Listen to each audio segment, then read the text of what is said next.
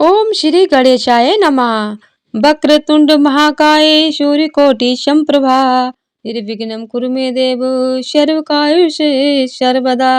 ओम श्री गणेशाय नमः।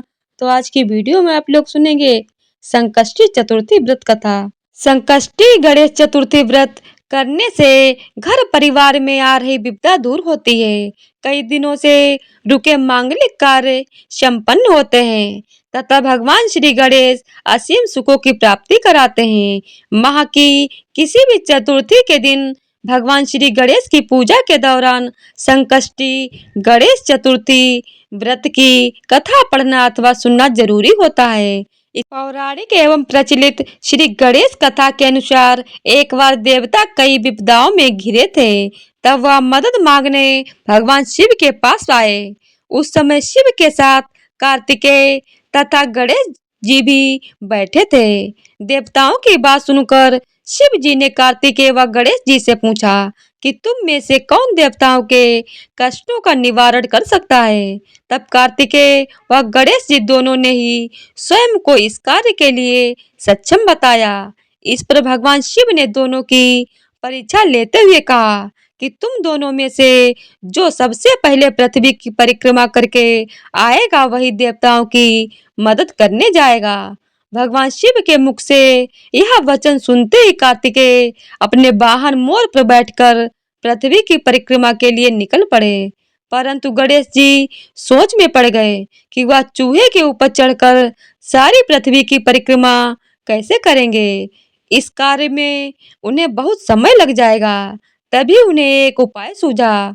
गणेश अपने स्थान से उठे और अपने माता पिता की 7 बार परिक्रमा करके वापस बैठ गए। परिक्रमा करके लौटने पर कार्तिकेय स्वयं को विजेता बताने लगे।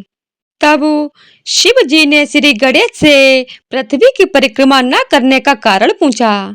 तब गणेश ने कहा, माता पिता के चरणों में ही समस्त लोक है। यह सुनकर भगवान शिव ने गणेश जी को देवताओं के संकट दूर करने की आज्ञा दे दी। इस प्रकार भगवान शिव ने गणेश जी को आशीर्वाद दिया कि चतुर्थी के दिन जो तुम्हारा पूजन करेगा और रात्रि में चंद्रमा को अर्घ देगा उसके तीनों ताप यानी दैहिक ताप, दैविक ताप तथा भौतिक ताप दूर होंगे।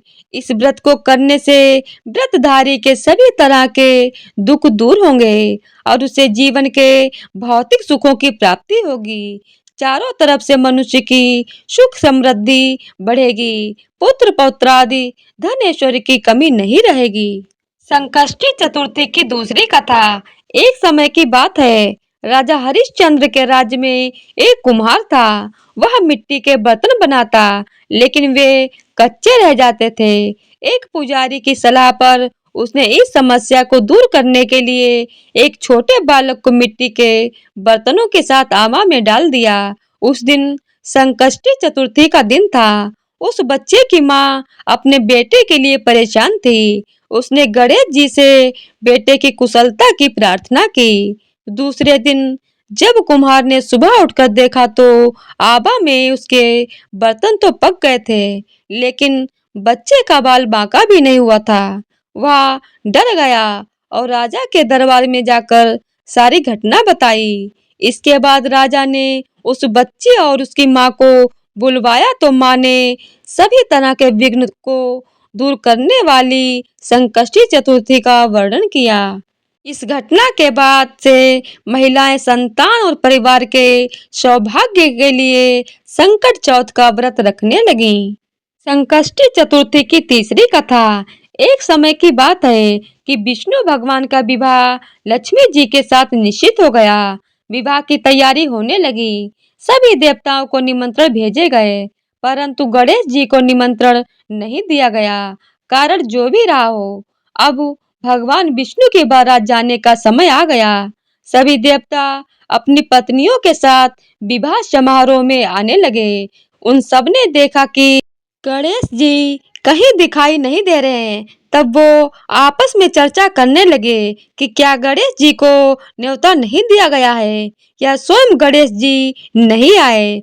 सभी को इस बात पर आश्चर्य होने लगा। तभी सबने विचार किया कि विष्णु भगवान से ही कारण पूछा जाए।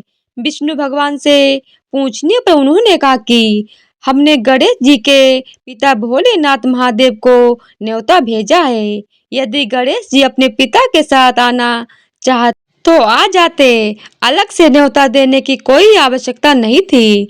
दूसरी बात यह है कि उनको सवा मन मूंग, सवा मन चावल, सवा मन घी और सवा मन लड्डू का भोजन दिन भर में चाहिए। यदि गणेश जी नहीं आएंगे तो कोई बात नहीं, दूसरे के घर जाकर इतना सारा खाना पीना अच्छा भी तो नहीं लगता। इतना वार्ता कर ही रहे थे कि किसी ने सुझाव दिया, यदि गणेश जी आ भी जाएं तो उनको द्वारपाल बनाकर बैठा देंगे कि आप घर की याद रखना। आप तो चूहे पर बैठकर धीरे धीरे चलोगे तो बारात से बहुत पीछे रह जाओगे। यह सुझाव भी सबको पसंद आ गया तो विष्णु भगवान ने भी अपनी सहमति दे दी। होना क्या था कि इतने में गणेश जी भी वहां आ पहुंचे और उन्हें समझा बुझाकर घर की रखवाली करने बैठा दिया गया। बारात चल दी। तब नारद जी ने देखा कि गणेश जी तो दरवाजे पर ही बैठे हुए हैं, तो वो गणेश जी के पास गए और रुकने का कारण पूछा। गणेश जी कहने लगे कि विष्णु भगवान ने मेरा बहुत अपमान किया है।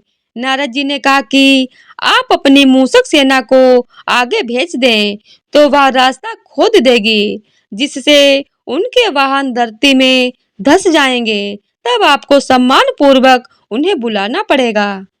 अब तो गणेश जी ने अपनी मूषक सेना जल्दी से आगे भेज दी और सेना ने जमीन पोली कर दी। जब बारात वहां से निकली तो रथों के पहिए धरती में धंसने लगे। लाख कोशिश करें परंतु पहिए नहीं निकले। सभी ने अपने अपने उपाय किए परंतु पहिए तो नहीं निकले, बल्कि जगह जगह से टूट गए। किसी की समझ में नहीं आ रहा था कि अब क्या किया जाए। तब तो नारद जी ने कहा, आप लोगों ने गणेश जी का अपमान करके अच्छा नहीं किया।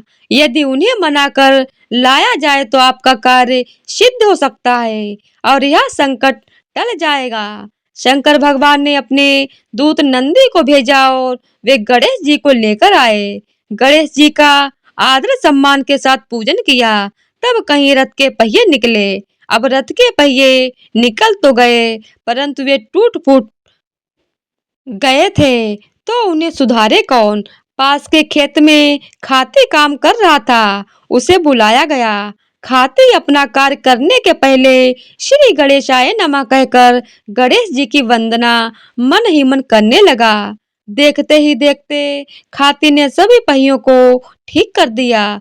तब खाती कहने लगा कि हे देवताओं, आपने सर्वप्रथम गणेश जी को नहीं मनाया होगा और न ही उनकी पूजन किया होगा, इसीलिए तो आपके साथ यह संकट आया है। हम तो मूर्ख अज्ञानी हैं, फिर भी पहले गणेश जी को पूजते हैं, उनका ध्यान करते हैं। आप लोग तो देवतागण हैं, फिर भी आप गणेश जी को कैसे भूल गए। अब आप लोग भगवान श्री गणेश जी की जय बोलकर जाएं तो आपके सब काम बन जाएंगे और कोई संकट भी नहीं आएगा। ऐसा कहते हुए बारात वहां से चल दी और विष्णु भगवान का लक्ष्मी जी के साथ विवाह संपन्न करा के सभी सकुशल घर वापस लौट आए। हे गणेश जी महाराज, आपने विष्णु को जैसे कारज सरियो ऐसो कार्य सबको सिद्ध कर जो। बोलो गजानन भगवान की जय हो। तो इसी तरह से संकष्टी चतुर्थी व्रत कथा संपूर्ण होती है। बोलिए ओम श्री गणेशाय नमः। गणेश भगवान की जय हो। तो आज की वीडियो अगर आप लोगों को पसंद आई हो तो वीडियो को लाइक शेयर और चैनल को सब्सक्राइब कर दीजिएगा। धन्यवाद।